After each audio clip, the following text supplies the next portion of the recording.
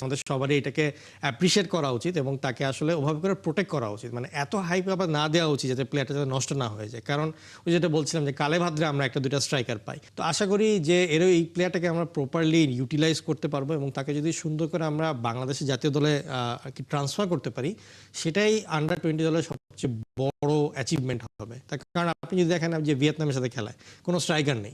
Declan সুলিভানের কথা যদি একটু বলি, রোনানের কথাই আমি আগে একটু আসতে চাই যে রোনানের সেদিনের দুইটা গোল তো একবারে চোখে লেগে থাকার মতো গোল দুইটাই। রোনানের যে বডি মানে তার যে কিক স্টাইলটা, ওইটা ক্রিস্টিয়ানো রোনালদোর সঙ্গেও কিছুটা তুলনা করা হচ্ছে। এটা আপনার কাছে আসলে কেমন মনে হলো?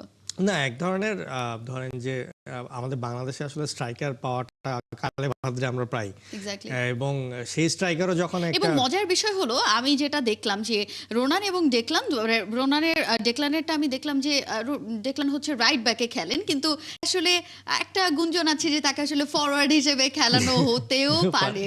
না, রাইট উইং এর অনেক সময় আছে যে অনেক রাইট ব্যাকরা আস্তে আস্তে রাইট উইং এ শিফট করেছে। আপনি যদি গ্যারেথ বেলকেও দেখেন, সে লেফট ব্যাকে শুরু করেছিল, পরে তো সে লেফট উইঙ্গার হয়ে গেল, পরে তো অনেক সময় স্ট্রাইকার হিসেবে এবং খেলেছে, সাফল্যও কিন্তু আছে সাফল্য এরকম আছে। তো ঘটনায়। এটা আসলে ডিপেন্ড করে আসলে বয়সটা এখন আন্ডার-20 টুর্নামেন্ট, তো বয়স এখন কম, এখনই আসলে প্লেয়ারের প্রোফাইলটা স্লোলি বিল্ড আপ করবে। সো এই টুর্নামেন্টগুলো হচ্ছে পারফেক্ট টুর্নামেন্ট টু এইসব প্লেয়ারগুলোকে ঝালিয়ে দেখে আমাদেরকে ন্যাশনাল টিমের জন্য তৈরি করার জন্য। তো আমার মতে হ্যাঁ, রোনানের যে কথাটা বলছিলেন যে তার খেলা অনেকটা সিমিলারিটিস আছে, অনেক অ্যাকশনগুলো।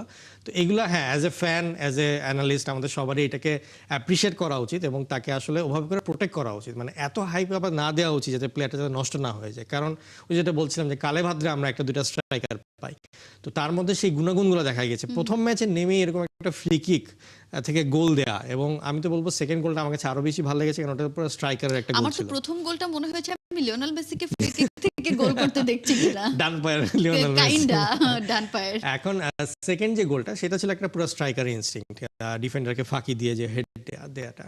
তো এই যে মুভমেন্টগুলো, এগুলো নর্মালি আমাদের বাংলাদেশের প্লেয়াররা ধরেন যে বয়স ভিত্তিক দলে এরকমভাবে পায় না, কারণ একটা পুরো সেট আপ করা একবারে ইনস্টিংটিভ একটা স্ট্রাইকারের সাথে খেলা। তো আশা করি যে এই প্লেয়ারটাকে আমরা প্রপারলি ইউটিলাইজ করতে পারবো এবং তাকে যদি সুন্দর করে আমরা বাংলাদেশের জাতীয় দলে আর কি ট্রান্সফার করতে পারি, সেটাই আন্ডার-20 দলের সবচেয়ে বড় অ্যাচিভমেন্ট হবে। তার কারণ আপনি যদি দেখেন যে ভিয়েতনামের সাথে খেলায় কোনো স্ট্রাইকার নেই।